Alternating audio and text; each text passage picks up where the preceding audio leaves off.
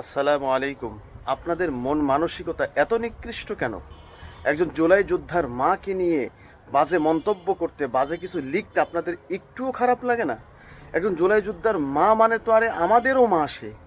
সে তো দুঃখ কষ্টে জর্জরিত। তার কলিজার টুকরা সন্তানকে সে হারিয়েছে।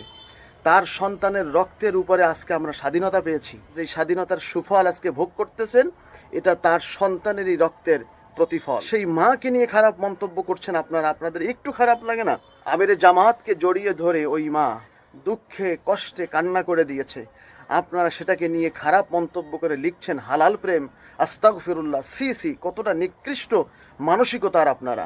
আমিরে জামাত যদি ওই মুহূর্তে ওই মাকে ঠেলে সরিয়ে দিত, তাহলে আপনারা বলতেন এ তো নারী বিদ্বেষী।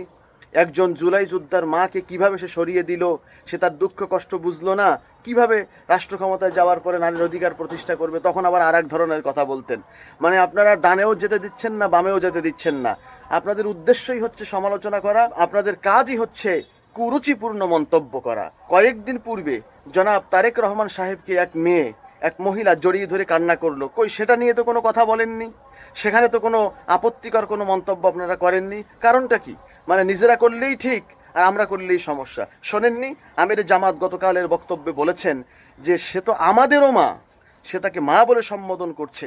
এরপরেও আপনারা সেই ভিডিওর পিছনে হিন্দি গান লাগিয়ে, বিভিন্ন রকমের বাজে জিনিস লাগিয়ে, বাজেভাবে লিখে আপনারা প্রচার করছেন। এরকমের কুরুচিপূর্ণ কাজ থেকে বেঁচে থাকুন, আল্লাহকে ভয় করুন, অকৃতজ্ঞ হবেন না।